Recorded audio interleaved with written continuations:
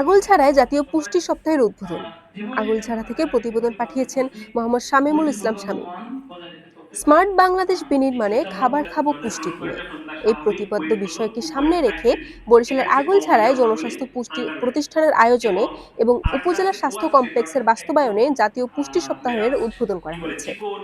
আজ বৃহস্পতিবার সকালে উপজেলা স্বাস্থ্য কমপ্লেক্সের আঞ্চলিক প্রশিক্ষণ হলরুমে উপজেলা স্বাস্থ্য কর্মকর্তা ডাক্তার বখতিয়ার আল মামুনের সভাপতিত্বে পুষ্টি সপ্তাহের উদ্বোধন করেন উপজেলা নির্বাহী কর্মকর্তা ফারিহা তানজিন। সেটা হোক সরকারি কিংবা জনপ্রতিনিধি, তাদের সাথে ইন্টারাকশনটা করব, তত কিন্তু স্থানীয় যারা এই উপকারটা পেতে পারে, প্রকৃত উপকারভোগী, তাদেরকে চিহ্নিত করা আমাদের জন্য সহজ হবে। এ সময় বক্তব্য রাখেন উপজেলা স্বাস্থ্য কমপ্লেক্সের আবাসিক মেডিকেল অফিসার ডাক্তার শিশির কুমার গাইন, ডাক্তার অঙ্কুর কর্মকার, উপজেলা মহিলা বিষয়ক কর্মকর্তা দৌলতুন্নেসা নাজমা, ইউপি চেয়ারম্যান ইলিয়াস তালুকদার, বিপুল দাস, আমিনুল ইসলাম বাবুল ভাট্টি, শিক্ষক জহিরুল হক, সাংবাদিক সর্দার হারুন রানা, মোহাম্মদ শামীমুল ইসলাম শামীম, প্রবীর বিশ্বাস ননী, স্যানিটারি ইন্সপেক্টর শুক্লাল শিকদার প্রমুখ।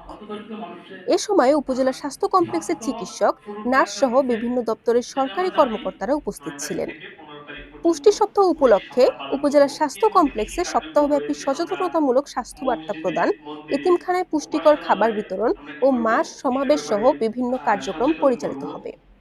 তারপরে মা ও শিশু বিষয়ের পুষ্টি, প্রবীণ পুষ্টি, স্বাস্থ্য সেবা কেন্দ্রের পুষ্টি সম্পর্কে আমরা তাদেরকে ধারণা দিব এবং এতিমখানায় পুষ্টিকর খাবার বিতরণ করব।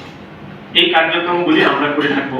তো আপনাদের আজকে এখানে আসার জন্য অশেষ ধন্যবাদ। এবং দেখেন যে এই পুষ্টি নিয়ে কিন্তু আমাদের একটা প্রতিষ্ঠান রয়েছে স্বাস্থ্য অধিদপ্তরের আন্ডারে। 1972 সালের বঙ্গবন্ধু শেখ মুজিবুর রহমানের নেতৃত্বে যে সংবিধান রচিত হয়েছে, সেই সংবিধানেও কিন্তু এই পুষ্টির কথা বলা হয়েছে। ওখানে বলা হয়েছে যে আমরা বিভিন্ন সময় বিভিন্ন সেমিনার বলেন বা বিভিন্ন অনুষ্ঠানে যেখানে অনেক মানুষের গ্যাদারিং হয়, এই অনুষ্ঠানগুলিতে আমরা এই পুষ্টির বিষয় নিয়ে আমি আমার অবস্থান থেকে আমি ব্যাপকভাবে প্রচার করব এবং এটা যাতে আমরা প্রতিটি মানুষ এই পুষ্টিটা আমরা নিতে পারি বা আমাদের নিজেদের বাঁচার জন্য, সুস্থভাবে বেঁচে থাকার জন্য আছে।